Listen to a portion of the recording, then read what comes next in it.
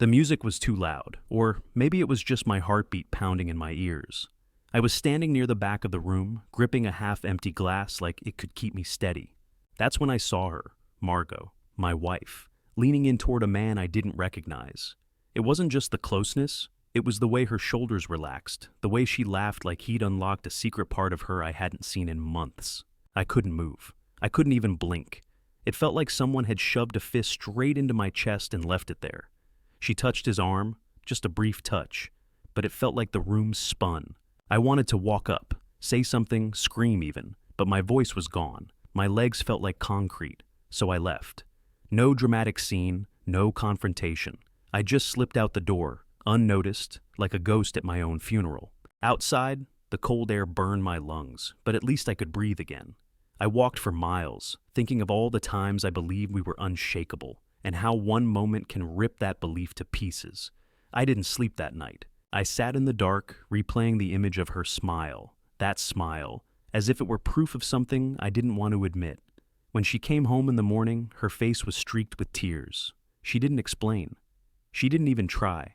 She just stood in the doorway, shaking, like the world had crumbled around her too.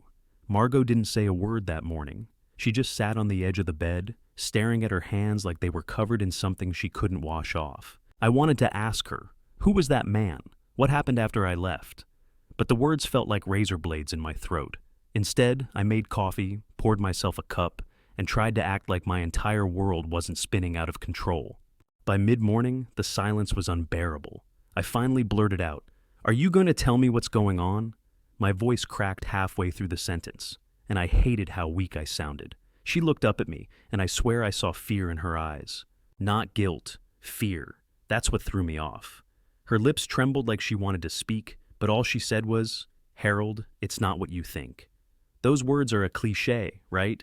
They're the kind of thing you hear in bad movies before everything falls apart. But something about the way she said them, soft, almost pleading, made me hesitate. I wanted to demand answers, to force the truth out of her, but instead, I just stood there, clutching my coffee like an idiot. I could feel my own anger bubbling under the surface, but I was too scared of what she might say if I pushed her too hard. After a long pause, she whispered, "I can't talk about it. Not yet." Then she got up, walked to the bathroom, and closed the door. I heard the shower running, and I just sat at the kitchen table, staring at the wall. What does "not yet" even mean? My mind went to the worst possible places: affairs, secrets, lies. But something about her shaking hands and pale face didn't fit that picture. It felt bigger, heavier, like she'd seen something she couldn't unsee. That day, I barely spoke to her. I watched her move around the house like a ghost, and every time I thought about asking again, I chickened out. I told myself I was just giving her space, but deep down, I knew I was terrified. I was terrified that the truth would hurt more than the silence.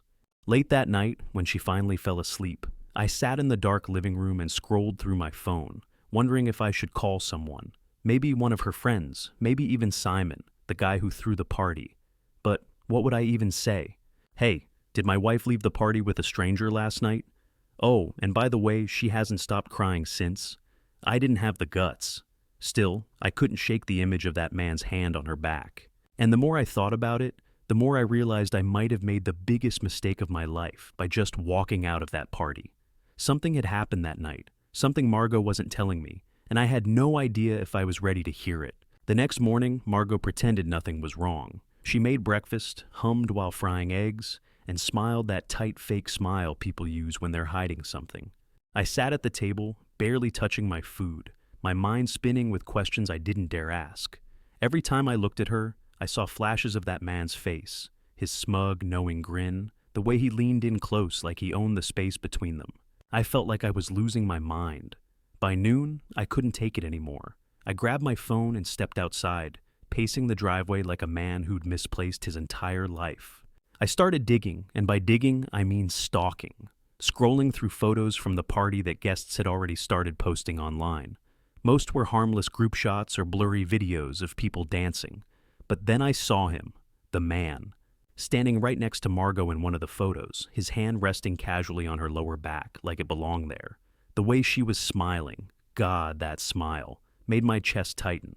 I clicked on the tag next to his name, Adrian Cole. I'd never heard of him before. His profile was private, but his photo was enough to set my teeth on edge. Something about his face, his expression, looked too confident, like he knew exactly how to mess with someone's head. I didn't want to admit it, but I could already feel that twisted, jealous part of me growing. I needed to know who he was and why Margot's eyes had lit up when he walked into that room. That night, after Margot went to bed, I poured myself a glass of whiskey and did a deeper dive. I found a few old mentions of him in comments and posts from our mutual friends. Adrian used to work with Simon, the guy who threw the party. There were vague hints about how he'd left town for a few years after some messy drama, but nobody seemed to want to say what that drama was. The more I read, the less I trusted this guy. The next morning, I tried to casually bring it up. "Hey, who was that guy you were talking to at the party?" I asked, pretending like I wasn't dying inside. Margot froze just for a second, like she'd been caught doing something she shouldn't. Then she said, "Oh, Adrian. He's just someone from Simon's old office. I barely know him." Barely know him? That wasn't what I saw. I wanted to call her out right there, but instead, I just nodded like an idiot. My heart felt like it was being squeezed in a vice. Something about the way she said his name, soft, almost careful, made me think she knew exactly how much I didn't believe her. That entire day, I couldn't focus on anything. It was like Adrian's shadow had taken over my house. Every time Margot picked up her phone, I caught myself trying to peek at the screen. I hated myself for it. I hated that I'd become this paranoid, insecure version of me. But I couldn't shake the feeling that the party was just the beginning of something I didn't understand. And then, just when I thought I'd hit my breaking point, I found something I wasn't supposed to see. Late that night, as Margot was brushing her teeth, her phone lit up on the nightstand. A message. I don't usually snoop, I swear I don't. But this time, I did. And what I saw nearly made my knees buckle. It was from Adrian. The message was short, just 6 words. "We need to talk. It's urgent." I stared at that glowing notification like it was a grenade ready to go off. My first instinct was to grab her phone and open the message right then, but the sound of the bathroom door unlocking jolted me back to reality. I quickly shoved my hands into my pockets and pretended to be scrolling through my own phone. Margot walked into the room with her hair wrapped in a towel, humming softly as if nothing was wrong. I couldn't breathe. Every second that passed made me feel like I was drowning. Later that night, when she fell asleep, I couldn't resist. My hands were shaking as I picked up her phone, praying it didn't need a password I didn't know. Thankfully, it didn't. I opened the chat with Adrian and felt my stomach flip. There weren't many messages, but every single one felt like a punch to the gut. It started innocently, just a "good to see you at the party" from him. But then the tone shifted. He wrote things like, "You know what I meant last night," and "I can't believe we ran into each other after all these years." Margot's replies were shorter, but the way she said, "We shouldn't talk about this here," made my chest tighten. What the hell did that mean? What history did they have?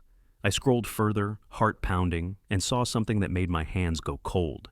He'd sent her a photo, a blurry shot of a table with 2 drinks on it, a timestamp from just a few hours before. The message read, "This is where I'll wait for you tomorrow." She hadn't replied yet. My mind went wild. Was she planning to meet him? Was this why she'd been so distant? I couldn't sleep after that. I sat on the edge of the bed, watching her breathe, wondering if the woman I married was someone I didn't even know anymore. I kept thinking back to the party, the way she laughed with him, the way her hand lingered on his arm. Maybe I was overthinking, maybe I was paranoid, but those messages weren't nothing. The next day I decided I wasn't going to sit around waiting to be destroyed. I followed her. I told her I had errands to run, kissed her cheek like everything was normal, and watched her drive off. My heart was hammering in my chest as I trailed her car, staying a few cars behind so she wouldn't notice. It felt wrong, sneaky, but I needed to know. I needed the truth, no matter how ugly it was. She parked near a cafe I'd never seen before, a quiet place tucked away on a side street. She walked inside, and minutes later, I saw him, Adrian, already sitting by the window. He stood when he saw her, smiling that same smug smile that had been haunting me. She smiled back. It wasn't just polite, it was warm, familiar. My hands tightened on the steering wheel until my knuckles turned white. I wanted to storm in there, make a scene, demand answers. But something in me stopped. Instead, I sat in the car, watching them talk. They weren't touchy or overly flirty, but the way they leaned in, the way they looked at each other, It was like they were sharing secrets I'd never be part of. I felt like a stranger watching his own life slip away through a window. After 30 minutes, Margot walked out alone, her face pale and her eyes watery. She sat in her car for a while before driving off. I stayed behind, my mind spinning with 100 questions. Why did she look so upset if this was just an innocent catch-up? And why did Adrian stay behind, calmly sipping his coffee like he'd just won something? That night, Margot barely said a word to me. I wanted to scream, to tell her I knew, but I couldn't. Instead, I poured myself another whiskey and stared at my own reflection in the dark kitchen window. I wasn't sure which hurt more, the idea that she might be lying to me, or the fact that I was too much of a coward to confront her. I had spent the entire night rehearsing what I was going to say. In my head, I'd played out 100 versions of the conversation, some where I calmly asked for the truth, some where I lost it completely and yelled until my voice cracked. By morning, I felt sick. I couldn't keep pretending like I hadn't seen the messages or that I hadn't followed her. Every time Margot looked at me, I felt like I was wearing my anger on my face. She had to know something was wrong. When she walked into the kitchen that morning, wearing one of my old shirts and looking at me with those tired, swollen eyes, I couldn't hold it in anymore. "Who is Adrian?" I asked, my voice shaking more than I wanted. She froze, literally froze mid-step, like I'd just called out the deepest secret she was hiding. Her mouth opened slightly, but no words came out.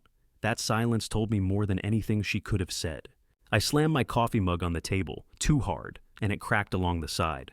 "Margot, I'm not an idiot. I saw the messages. I saw you at the cafe. Are you going to tell me what the hell is going on, or do I have to find out myself?" Her face drained of color, and for a moment, I thought she was going to break down. But then, something changed in her expression. It wasn't guilt I saw. It was something closer to fear. Her hands started shaking, and when she finally spoke, her voice was barely above a whisper. "Harold, you don't understand. It's not what you think. You shouldn't even say his name." "What are you talking about?" I snapped, though my voice cracked halfway through. "What do you mean I shouldn't say his name? He's just some guy, right? Or am I missing something? Because from where I'm standing, it looks like you've been sneaking around with him." She slammed her hand on the counter so hard that I actually flinched. "No! It's not like that, Harold. You don't know who Adrian is. You don't know what he's capable of." The room fell silent after that. My mind was a mess of confusion, anger, and fear. What kind of response was that? What kind of man was Adrian that my wife looked like she'd seen a ghost just hearing his name? I wanted to demand an explanation, but she walked past me, grabbed her purse, and muttered, "I need some air."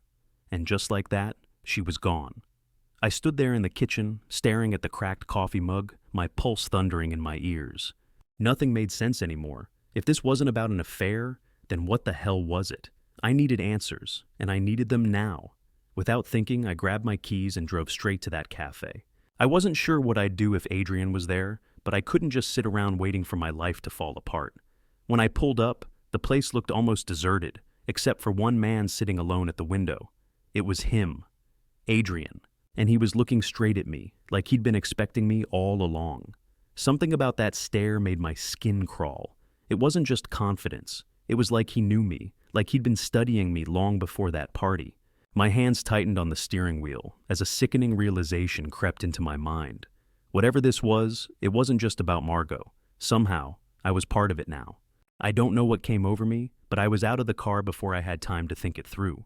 I walked straight into the cafe, my pulse hammering so loudly that I could barely hear the little bell over the door. Adrian didn't flinch when I approached. He sat there, calm and collected, like a man who had already planned every word I might say. There was something unsettling about the way he smiled at me. A slow, deliberate curve of his lips that wasn't friendly, but rather knowing. "Harold," he said, as if we were old friends catching up. The sound of my name coming from his mouth made my skin crawl. "I was wondering when you'd stop lurking and come say hello." I froze. My heart skipped. "How do you know my name?" I asked, but my voice lacked the sharpness I intended. He gestured to the seat across from him. "Sit. We need to talk." I didn't want to sit, but something in his tone left no room for argument. It wasn't loud or aggressive. It was firm, final, like he already controlled the outcome of this conversation. I sat down, every muscle in my body tense, ready to spring up if I needed to. You're wondering why your wife is talking to me, Adrian said, leaning back casually as if he were talking about the weather. You think it's about an affair. I'd almost wish it were that simple, Harold. But it's not even close. I glared at him, confused and angry. Then what the hell is it? Because from where I'm standing, all I see is you sneaking around with her and sending cryptic messages like some kind of psycho. Adrian chuckled, a low, cold sound that didn't reach his eyes. You think you know Margot, but you don't. You've built this picture-perfect idea of her in your head, but she's not the woman you think she is. She's been hiding something from you for years, and whether you like it or not, I'm part of that secret. My blood ran cold. You're lying, I said. But even I didn't believe my own words. His tone was too calm, too certain, like he wasn't trying to convince me, just telling me the truth whether I wanted it or not. You left that party too early, Adrian continued. You didn't see what happened after you stormed out. You didn't see how terrified she looked when she realized I was there. You think I'm the bad guy in this story, but the truth is, I'm trying to protect you. I'm trying to protect both of you? That's when I snapped. Protect us from what? I demanded, my voice echoing louder than I intended. A few people in the cafe turned to look at us, but Adrian didn't even blink. He leaned forward, his expression suddenly serious. There are things about Margot's past that would make you question everything. She's not who you think she is. And if I were you, Harold, I'd start asking the right questions before it's too late. Because if you don't, someone else will. I stared at him, my throat dry, my mind spinning. This wasn't what I expected. I wanted to yell at him, to throw accusations, but instead, all I felt was this creeping sense of dread, like I was standing at the edge of a cliff and someone had just told me the ground beneath my feet was about to give way. Before I could respond, Adrian stood up, tossed a few bills on the table and said, "You'll hear from me again soon. But next time, you won't like what I have to show you." Then he walked out, leaving me sitting there in the middle of that cafe, feeling like my entire world had just tilted sideways. When I got home, Margot was waiting for me. She looked at me with this expression that was equal parts guilt and fear, and I knew, deep down, that she realized I'd just met Adrian face to face. For a moment, I thought she was going to break down and tell me everything. But instead, she whispered, "You talked to him, didn't you?" I didn't answer. I just nodded slowly. And the look on her face when I did, it was like watching someone who knows the end is coming, but doesn't know how to stop it. That night, I couldn't sleep. Not just because of Adrian's words, but because for the first time in our marriage, I wasn't sure who Margot really was. I waited until the house was completely silent before I approached her. Margot was sitting in the living room, staring at nothing, her hands clasped so tightly in her lap that her knuckles were white. The TV was on, but the volume was muted. It wasn't background noise. It was like she needed something moving in front of her to avoid thinking too much. I stood there for a long moment, just watching her, wondering how long this woman, this stranger, had been hiding something from me. "I talked to Adrian," I finally said, my voice cutting through the silence like a blade. She didn't move at first, but I could see her shoulders stiffen. "He knows my name, he knows you, and he said you're not who I think you are. So tell me, Margot. Tell me why he talks like he knows our marriage better than I do." Her breath caught. She turned to look at me, and for the first time in years, I didn't recognize her expression. There was no anger, no guilt, just a deep, raw fear, the kind that twists someone's face into something almost unrecognizable. "Harold," she began, but her voice cracked. She swallowed hard, like the words she needed to say were jagged shards of glass. "There are things I've never told you, things I thought I left behind years ago. I wanted a normal life, with you. I wanted to pretend none of it happened, but Adrian showing up means it's not over. It's never going to be over." "What does that mean?" I demanded, my frustration bubbling over. "Who is he? Why is he acting like he's protecting you, or us? Are you in danger? Is he threatening you?" She shook her head, but tears welled in her eyes. "It's not that simple. Harold, before I met you, I wasn't the person you think I was. I did things. I was involved with people who weren't safe. Adrian was part of that life. He wasn't just some guy I worked with or met at a bar. He was someone I trusted when I shouldn't have. We were part of something I swore I would never talk about again. And now, for some reason, he's back." I sat down across from her, my legs suddenly weak. "You're telling me you were involved in something dangerous? What are we talking about here? Crime? Money? Drugs?" The word felt foreign in my mouth. I couldn't picture Margot, my Margot, wrapped up in anything like that. She looked away, wiping at her tears. Not drugs, not money, something worse in some ways. We were part of a group that believed in fixing people. That's what they called it. But really it was control, fear. They had their hooks in people's lives, and Adrian was one of the ringleaders. I left. I ran. I met you and thought I was free. But seeing him again, I know it's only a matter of time before they come knocking. I couldn't process what I was hearing.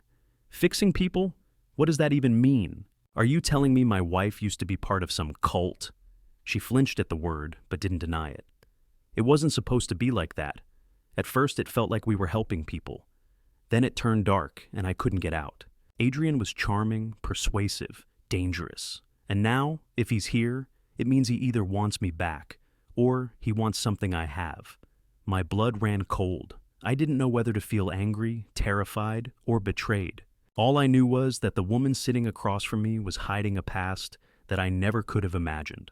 A past that now had a name and a face, and that face had been smiling at me through a cafe window like it owned my life. Margot, I said, my voice low. If this is true, if he's part of something like that, we can't just sit here waiting for him to come knocking. We need to do something. We need to call someone. She shook her head violently. No police, no one.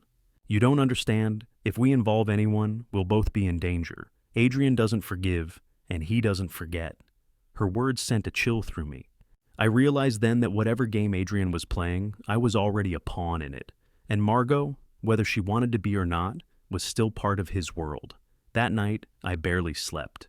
Margot's confession replayed in my head like a broken record. The thought that she had been part of something dark, something that Adrian still held over her, gnawed at me. But under all the fear and confusion, there was something else.